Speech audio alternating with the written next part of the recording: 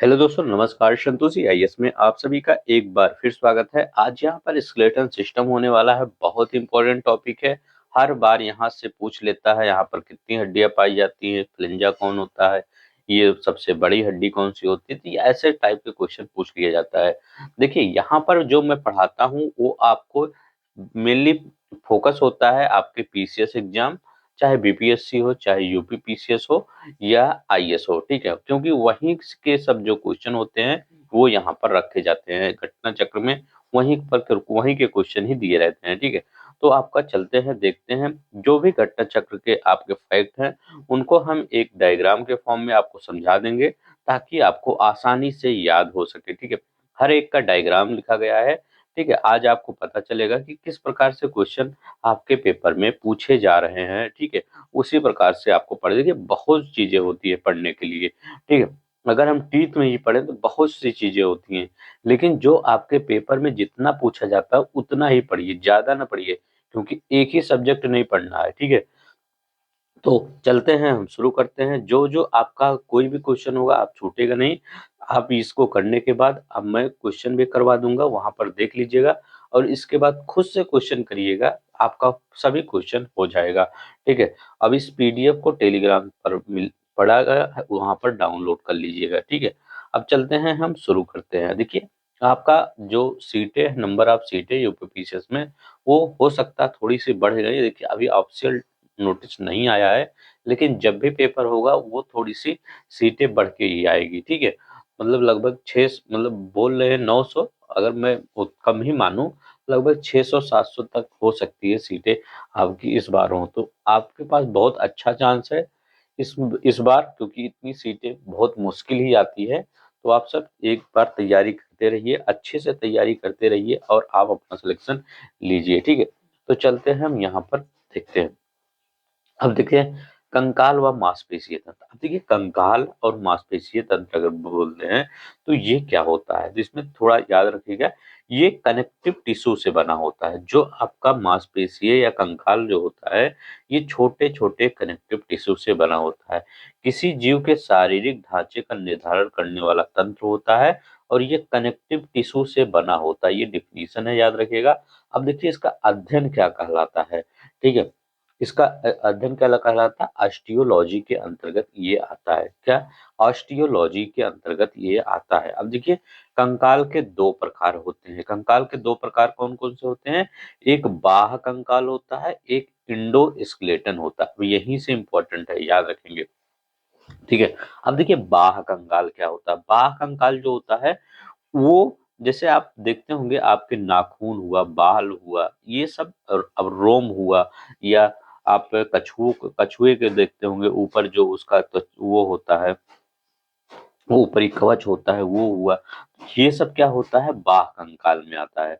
अंदर वाले कंकाल में हड्डियां आती है। तो पहले हम बाह्य इसको इसको स्केलेटन पढ़ेंगे, इसके बाद उसमें देखेंगे यहाँ से क्या क्या क्वेश्चन आपके पेपर में बनता है। अब देखिए, अगर इसकी परिभाषा देखते हैं कि इसको स्केलेटन का परिभाषा क्या है, तो इसकी परिभाषा क्या होता है, डिफिनीशन: किसी जीव के बाह्य शारीरिक स्वरूप को निर्धारित करने वाला तत्व। मतलब ये बाहरी तो निर्धारण करता है, बाल क्या करता है, नाखून करता है, तो ये सब बाहरी ही निर्धारण करता है। अब देखिए, संरचना क्या होती है, यह मृत कोश का होता है। देखिए, डेड सेल के द्रव से, जिसमें रक्त का संचरण नहीं होता, उससे बना होता है। अब देखिए, डेड सेल से, क्योंकि अगर आप बाल काटते हैं तो दर्द होता नहीं होता है, ठीक है। अब जैसे नाखून काटते हैं तो दर्द होता नहीं होता। क्यों? क्योंकि यहाँ पर ये डेड सेल से बनी होती है। तो याद रखेंगे, इसको स्केलेटन या बाह्य कंकाल में आपका नाखून, बाल, ये सब आते हैं। देखिए, काटने पर दर्द नहीं होता। अब देखिए, इसमें उपस्थित क्या होता है, यही सबसे ज्यादा पूछा जाता है। इसमें उपस्थित क्या होता है, इसमें अल्फा क्रिएटिन उपस्थित होता है। कई बार क्वेश्चन पूछा गया है, अभी मैं दिखाऊंगा, आपको पता चल जाएगा कौन सा अल्फा क्रिएटिन उपस्थित होता है। अब देखिए, अगर हम मनुष्य की बात करें, जैसे बाल हुआ आपका, रोम हुआ, जो हाथों में रोम हल्का हल्का होता है वो, और नाखून हुआ, तो ये सब कैसे होते हैं, ये बाह्य स्केलेटन के होते हैं, मतलब एक्सो स्केलेटन के होते हैं, बाल, रोम, नाखून, ठीक है।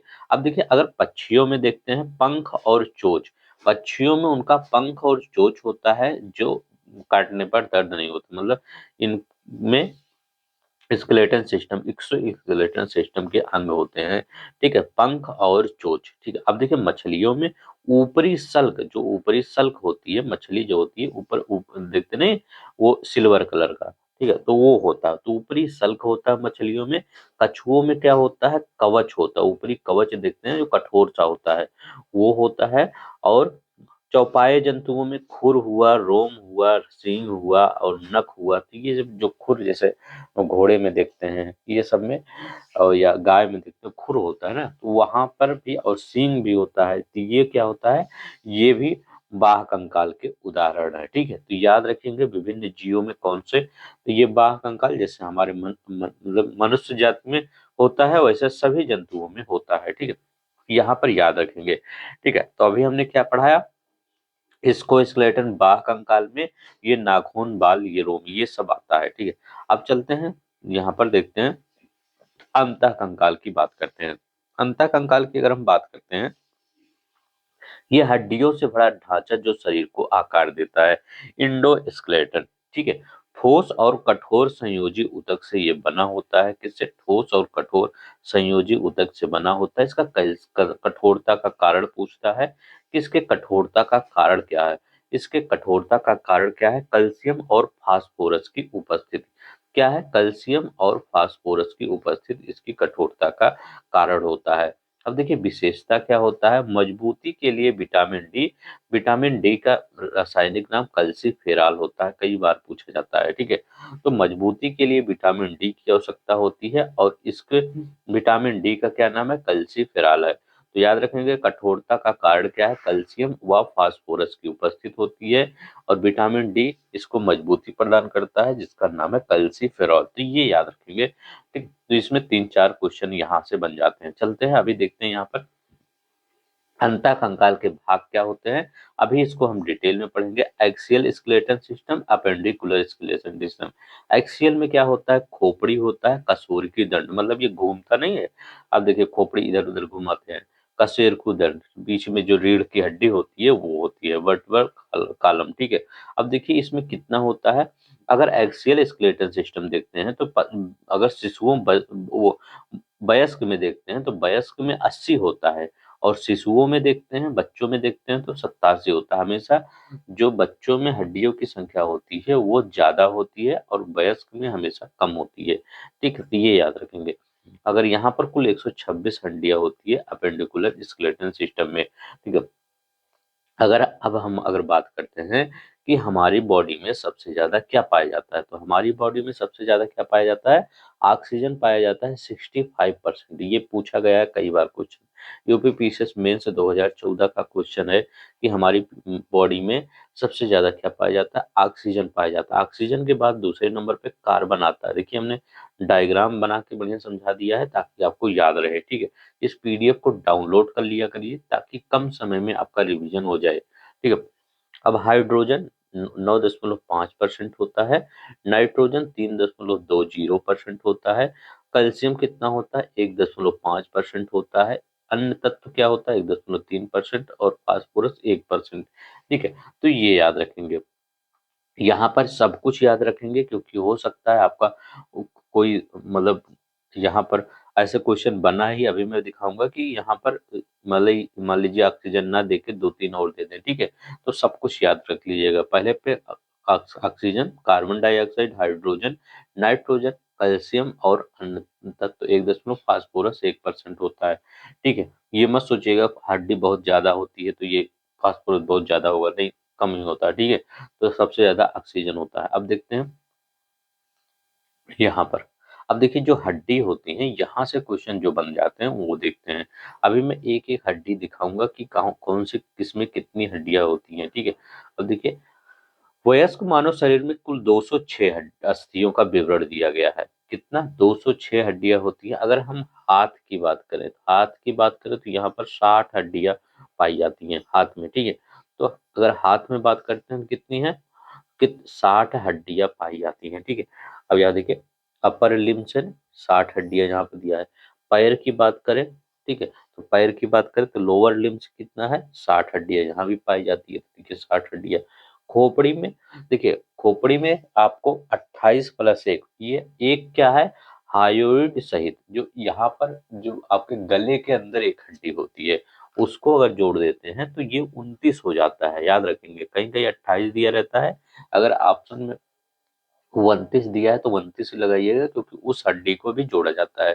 ठीक है, तो यहाँ पर देखिए, यहाँ ये जो दिख रहा होगा गले के नीचे हायोइड, ये गले के नीचे जो हड्डी होती है इसी को कहते हैं। ठीक है, ईयर बोन 6 होती है। ठीक है, एसोसिएटेड बोन 7 होती है। अभी देखिए पूरा कितना होता है यहाँ, स्कल, क्रेनियम, फेस, फेस का बहुत ज्यादा पूछा जाता है।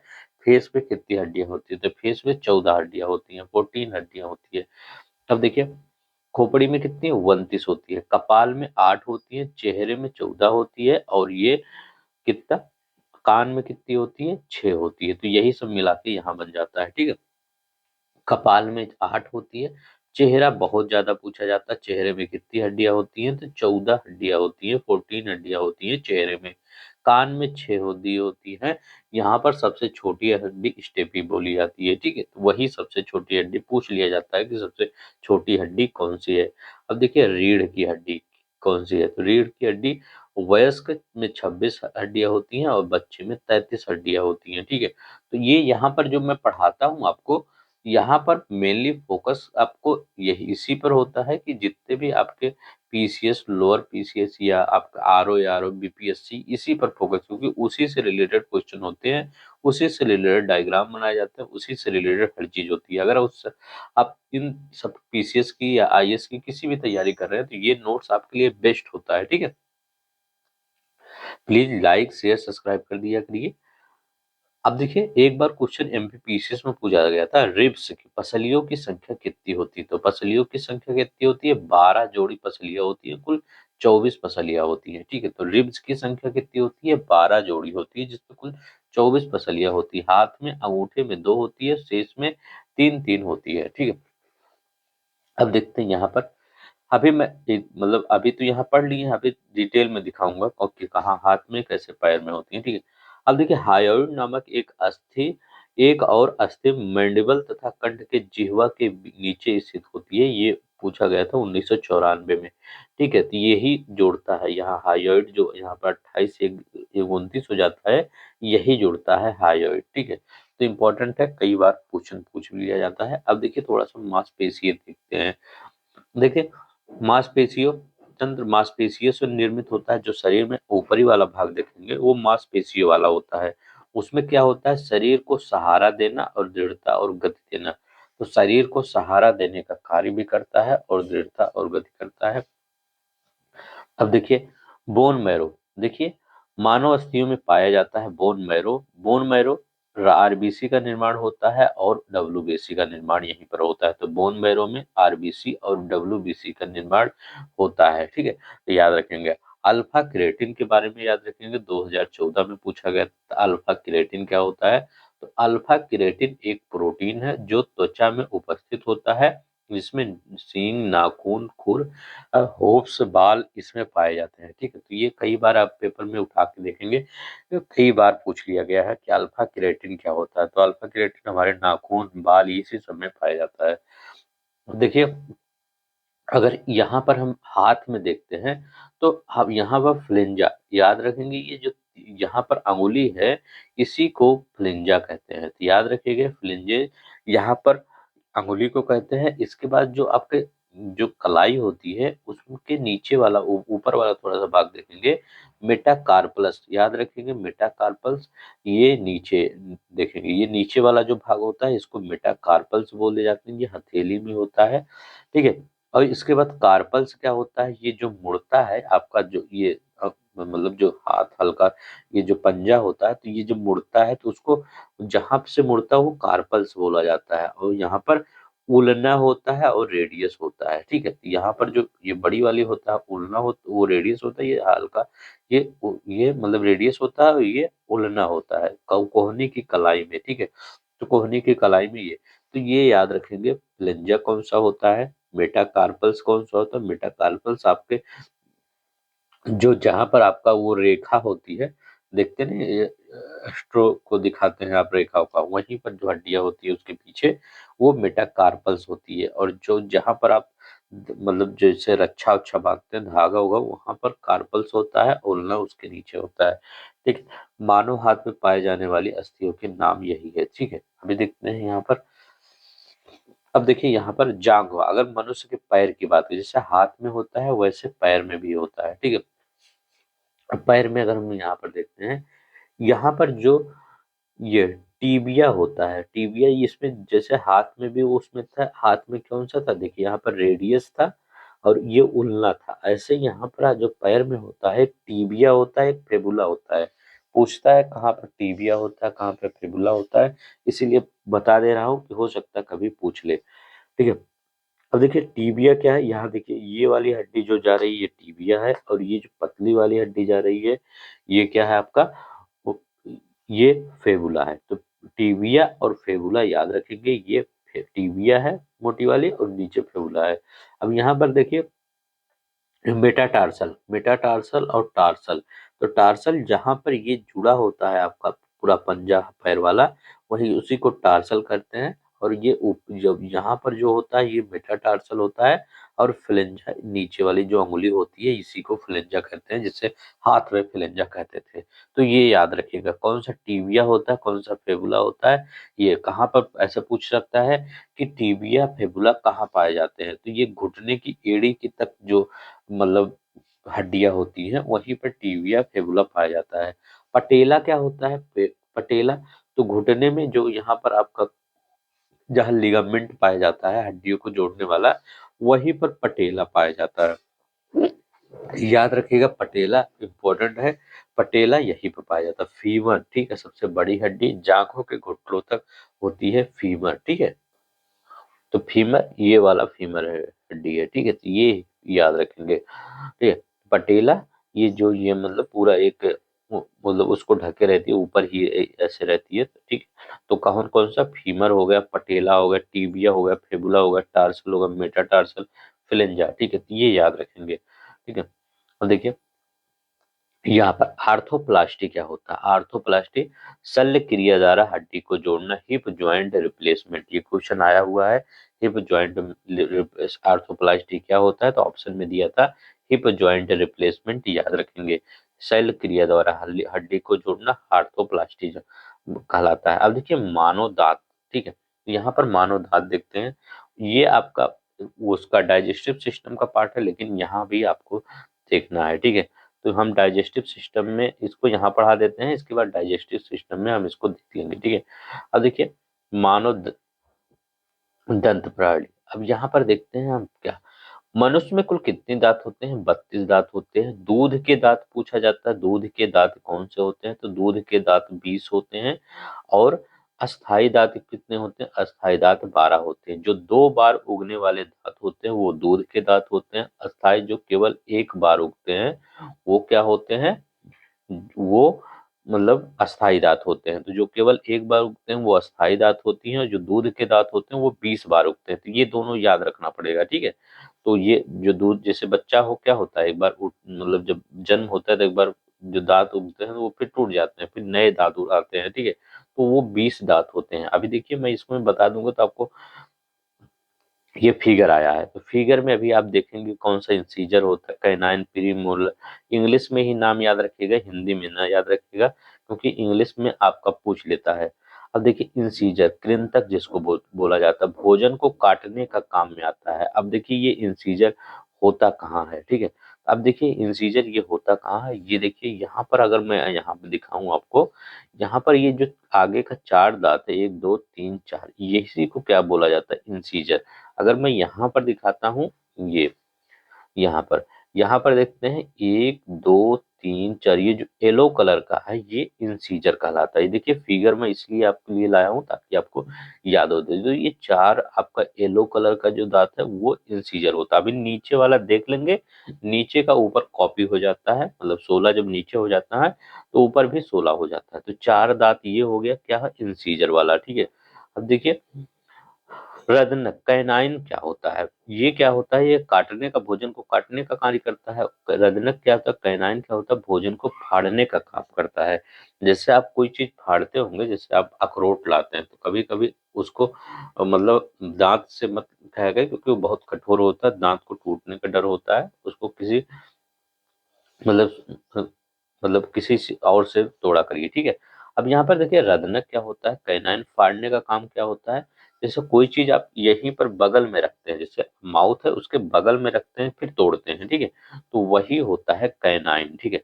अब देखिए कैनाइन क्या होता है, ये कैनाइन ये जो जानवर होते हैं उनमें बड़े कई जानवर होते हैं, ये कैनाइन दांत बहुत बड़े होते हैं, ठीक है। तो इंसीजर और कैनाइन, तो कैनाइन कितने हो गया, दो, यहाँ चार ये हो गया और दो ये हो गया, तभी हमने कितना पढ़ा, छह दांत हो गया, ठीक है। अब देखिए यहाँ पर हो गया। अब जो ये नारंगी कलर के दोनों दिख रहे हैं, ये कौन से होते हैं, तो ये भी याद रखेंगे। ये कौन से होते हैं, प्री मोलर होते हैं, तो ये याद रखेंगे। ये प्री मोलर ये चबाने का काम करते हैं, जो आप खाते हैं। तो देखिए यहाँ पर क्या होता है, काट दिया, यहाँ पर उसको थोड़ा सा फाड़ दिया, ये कैनाइन। इसके बाद प्री मोलर उसको चबाता है, ठीक है। यहाँ पर प्रीमोलर, प्रीमोलर जो यहाँ पर ये इस कलर का दिख रहा होगा आपको, नारंगी कलर का, ये क्या कहलाता है, प्रीमोलर कहलाता है। तो प्रीमोलर कितना हो गया, दो इधर हो गया, दो इधर हो गया, चार हो गया, ठीक है। तो प्रीमोलर कितना हो गया, चार हो गया। अब देखिए प्रीमोलर के बाद लास्ट में मोलर होता है, तो जो जो प्रीमोलर क्या होता है, चबाने का कार्य करता है, तो मोलर क्या करता है, उसको और कम कर देता है, जिसको चवर्णक कहते हैं, ठीक है। तो जो मोलर होता है उसको वो क्या करता है, हमारे दांत को, वो सॉरी हमारे भोजन को और थोड़ा सा पतला कर देता है, ठीक है। ये तो चबाने का काम, लेकिन एकदम छोटा छोटा पार्ट में कौन करता है, ये मोलर करता है, ठीक है। इसको बिजनम दांत, क्योंकि बाद में आते हैं इसीलिए बिजनम, मतलब दो मतलब बुद्धि के दांत से रिलेटेड नहीं है, लेकिन इसको कहा जाता है क्योंकि बाद में आ जाता है, इसका माना जाता है कि जब बुद्धि आ जाती है तभी। तो ये मोलर होता है, छोटे छोटे टुकड़ों में एकदम करता है। तो ये चार इधर हो गया, चार इधर वो तीन इधर हो गया, तीन इधर हो गया, कितना हो गया, छह हो गया, ठीक है। तो छह चार 10 और छह 16, 16 हो गया पूरा। हम गिनती करेंगे 16 आ जाएगा, ठीक। अब ये 16 ऊपर भी ऐसे ही होते हैं। तो यहाँ पर क्या होता है, तीन यहाँ तीन यहाँ, ये मोलर होते हैं, दो इधर क्या होता है, प्री मोलर होता है, और सिंगल सिंगल जो जो होता है कैनाइन होता है, और इंसीजर क्या होता है, यहाँ पर चार होता है। अब आपको ट्रिक उरिक नहीं याद करने की जरूरत है कि ट्रिक याद करने कितना, ये एक बार यही एक दो बार इस फिगर को अगर आप देख लेंगे तो आपको पूरी तरह से याद हो जाएगा कौन सा प्री मोलर है, कौन सा कितने प्री मोलर हैं, कितने मोलर हैं, ठीक है। तो वहां पर आपको अब जैसे एक ही दो बार देख लेंगे तो ये आपको याद हो जाएगा, दिमाग में आ जाएगा कहाँ पर प्री मोलर, कितने नंबर आप प्री मोलर है या मोलर है या कैनाइन है, ठीक है। अब देखिए यहाँ पर आई 2/2, सी 1/1। अब देखिए यहाँ पर क्या होता है, इंसीजर, यहाँ पर कैसे 2/2, यहाँ पर जो जैसे यहाँ पर क्या हुआ है, ये 2/2, और ये सी बराबर आई 1/1, पी एम प्री मतलब प्री मोलर 2/2, और यम मतलब 3/3, मतलब यहाँ पर कितना हो गया, 8 हो गया। अब देखिए ये एक ही जगह का इधर काउंट किया है, याद रखेंगे, ये इस साइड का काउंट किया है, ठीक है।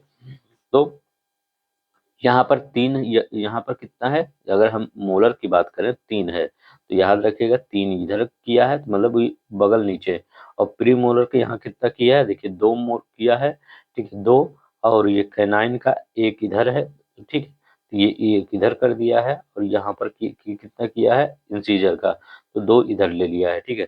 तो याद रखेंगे इसको, मतलब इसका फार्मूला भी होता है, अगर देखते हैं इसका फार्मूला, जैसे अगर आप देखें, देखिए पूछा नहीं गया आपके, इसलिए मैं ज्यादा इस पर प्रेस नहीं करूंगा। 2 1 2 3 कैसे होता है, देखिए अब यहाँ पर दो कैसे आया, ये भी आप देख लीजिए, बता दे रहा हूँ कैसे दो ये आया।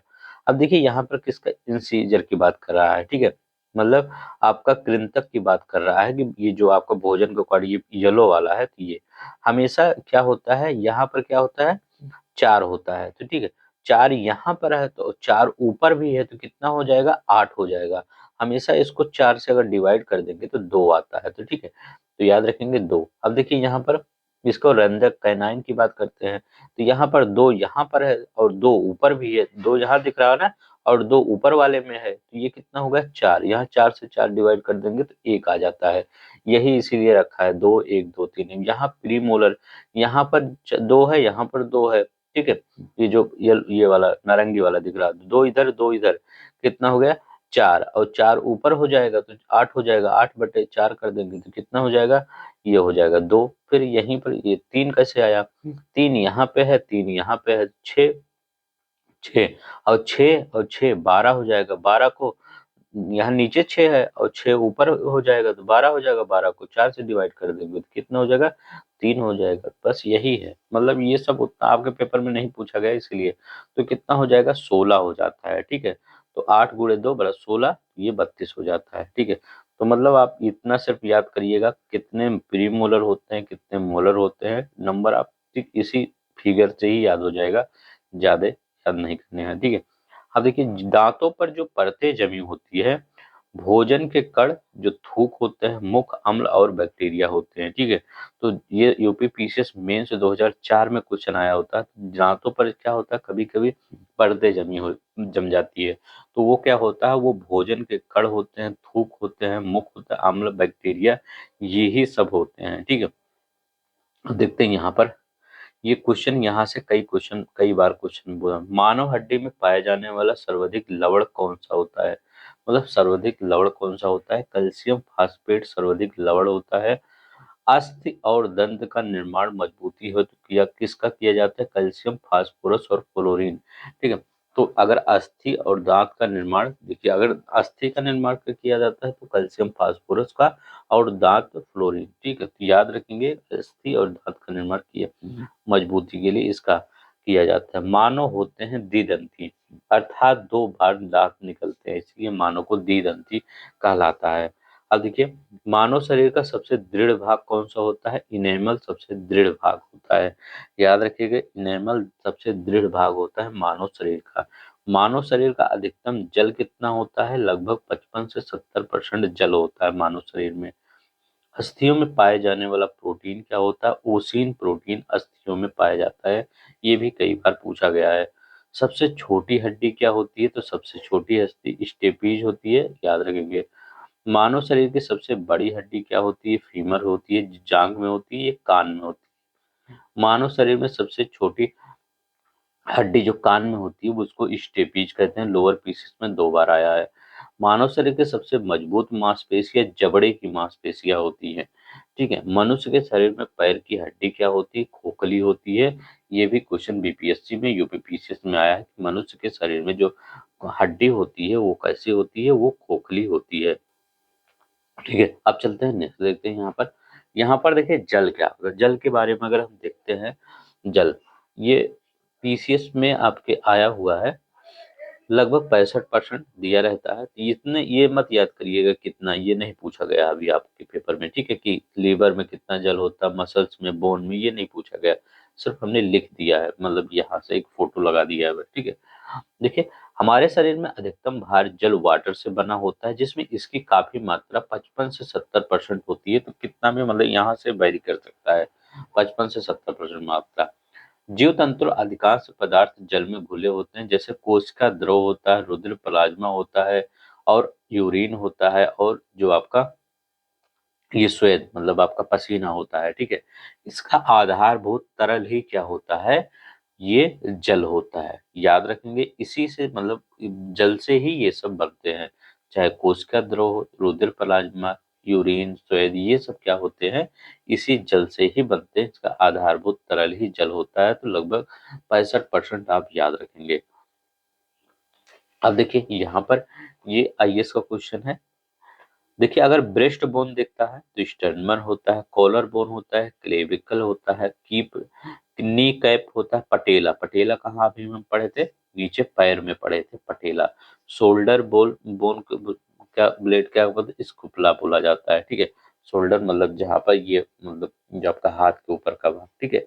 तो शोल्डर स्कुपला, नी कैप पटेला होता है, कॉलर बोन इसको कैलिविकल बोला जाता है, बहुत बार पूछा गया है, ब्रेस्ट बोन स्टर्नम बोला जाता है, ठीक है। ये आईएएस में क्वेश्चन आया हुआ है, आपको मिलाना था, ठीक है। अगर ये मतलब सिंपल ही क्वेश्चन है, ज्यादा वो नहीं है, तो नी कैप पटेला याद रखेंगे, बहुत बार पूछा गया है। जोड़ों के नाम, अगर देखिए लिगामेंट होता है वो हड्डियों को हड्डी से जोड़ता है, जो लिगामेंट होता है वो क्या करता है, हड्डी को हड्डी से जोड़ता है, और कंडरा टेंडन क्या होता है, हड्डियों को मांसपेशियों से जोड़ता है। ये दोनों बहुत इंपॉर्टेंट है, बार बार पूछता है, लिगामेंट और टेंडन। ठीक है, स्टेमिना उतना नहीं पूछता है, लेकिन वैसे याद रखिए। लेकिन ये दोनों को आप जरूर याद रखिएगा। आप कंफ्यूज मत होइएगा कि टेंडर को हड्डी से जोड़ दिया। ठीक है, लिगामेंट जो होता है वो हड्डी से जोड़ता है। क्या लीगामेंट जो होता है वो हड्डी से जोड़ता है, और टेंडन हड्डी को मांसपेशियों से जोड़ता है। जैसे घुटनों में देखते हैं कभी कभी दर्द हो जाता है, तो लीगामेंट की उसमें क्या हो जाती है, कमी हो जाती है। अक्सर अब देखने को मिलता है कि लीगामेंट में कमी हो रही है। बहुत ये आम बात हो गई है, हर घर में ये प्रॉब्लम चल रही है कि हर घुटने में दर्द वाली। ठीक है, तो हड्डी को हड्डी से जोड़ता है, कौन जोड़ता है, लिगामेंट। कंडरा टेंडन क्या होता है, हड्डी को मांसपेशियों से जोड़ता है। ठीक है, स्टर्नम पसलियों को आपस में जोड़ने का काम करता है ये स्टर्नम। ठीक है, तो ये दोनों तो जरूरी याद रखिएगा, लिगामेंट हड्डी को हड्डी से, कंडरा हड्डी को मांसपेशियों से। ठीक है, तो ये जोड़ों के नाम है। अब चलते हैं, हम क्वेश्चन कर लेते हैं इससे रिलेटेड कुछ जो आपके पेपर में आए हुए हैं। यहाँ पर क्या होता है, मानव शरीर में सर्वाधिक प्रचुर मात्रा में पाए जाने वाला तत्व कौन सा है। अभी हमने क्या बताया था, मानव शरीर में सबसे ज्यादा प्रचुर मात्रा में कौन सा तत्व पाया जाता है, तो मानव शरीर में सबसे ज्यादा प्रचुर मात्रा में आपका ऑक्सीजन पाया जाता है। याद रखिएगा, ऑक्सीजन सबसे ज्यादा पाया जाता है। अब देखिए, मानव शरीर में सबसे अधिक प्रचुर मात्रा में पाए जाने वाला तत्व क्या है। अभी देखिए, हमने क्या बताया था, ऑक्सीजन। ठीक है, लेकिन यहाँ पर क्या है, ऑक्सीजन आपके यहाँ पर नहीं दिया गया है। ठीक है, तो अगर आप पूरा याद किए तो आप तो बता देंगे। ठीक है, तो यहाँ पर अगर ऑक्सीजन नहीं है तो क्या हो जाएगा, कैल्शियम। ठीक है, तो याद रखेंगे। दूसरा, मानव शरीर में अधिकतम पाए जाने वाला तत्व कौन सा होता है, वो कैल्शियम होता है। अब यहाँ पर क्या है, आपका दिया नहीं गया है क्या, ऑक्सीजन। ठीक है, कंफ्यूज मत होइएगा। फास्फोरस देखिए, कैल्शियम कितना था, 1.5% कैल्शियम पाया जाता था। फास्फोरस कितना पाया जाता था, फास्फोरस याद रखिएगा 1% पाया जाता था। ठीक है, तो ये दोनों में याद रखिएगा, कैल्शियम ज्यादा पाया जाता है फास्फोरस के कंपेयर में। ठीक है, नहीं तो आप इस दोनों में कंफ्यूज हो जाए। तो कैल्शियम मानव शरीर में अधिकतम मात्रा में, ये कैल्शियम। तो सबसे ज्यादा क्या पाया जाता है, ये आपका ऑक्सीजन पाया जाता है। उसके बाद क्या पाया जाता है, कार्बन पाया जाता है 18.5%। फिर हाइड्रोजन, यहाँ हाइड्रोजन भी नहीं है। फिर नाइट्रोजन, नाइट्रोजन भी नहीं है। फिर कैल्शियम पाया जाता है, तो कैल्शियम है। फिर इसके बाद फास्फोरस पाया जाता है, तो फास्फोरस यहाँ पर नहीं है। ठीक है, वो है लेकिन वो इससे कम है। ठीक है, तो ये याद रखेंगे। तो देखिए, कौन सा लवण मानव हड्डियों में सर्वाधिक मात्रा में पाया जाता है, तो कौन सा लवण मानव हड्डियों में सबसे अधिक मात्रा में पाया जाता है, तो ये कैल्शियम फास्फेट होता है। याद रखेंगे, कैल्शियम फास्फेट मानव और हड्डियों में सबसे अधिक मात्रा में पाया जाता है ये। ठीक है, नेक्स्ट देखते हैं, मानव शरीर में पसलियों के कितने जोड़े होते हैं, तो मानव शरीर में पसलियों के कितने जोड़े होते हैं, तो ये 12 जोड़े होते हैं। हमने क्या बताया था, 12 जोड़े होते हैं, 24 पसलियां होती हैं। ठीक है, अब देखिए यहाँ पर क्या क्वेश्चन है, यहाँ का शल्य क्रिया में आर्थोप्लास्टी क्या है, शल्य क्रिया में आर्थोप्लास्टी क्या है। देखिए कितनी बार ये क्वेश्चन पूछा गया है।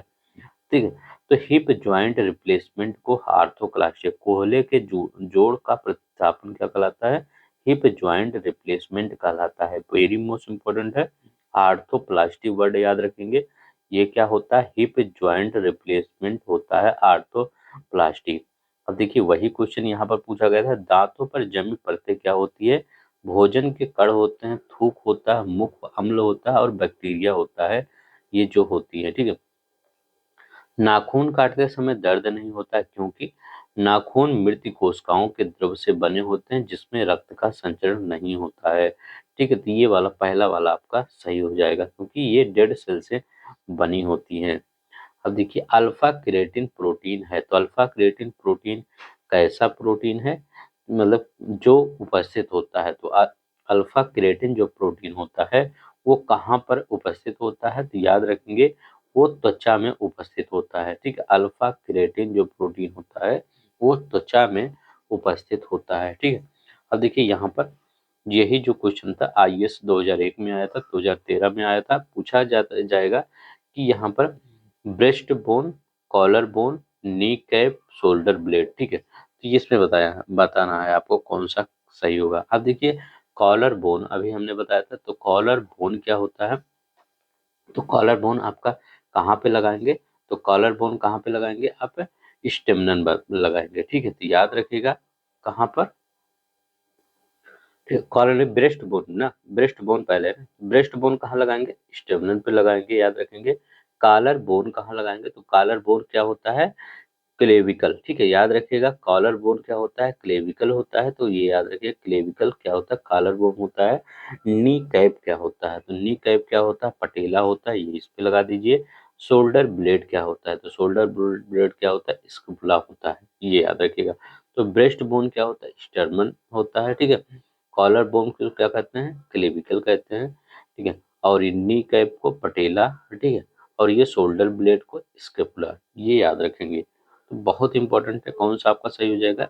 ये ब्रेस्ट बोन का स्टर्नम, ए का चौथा हो जाएगा।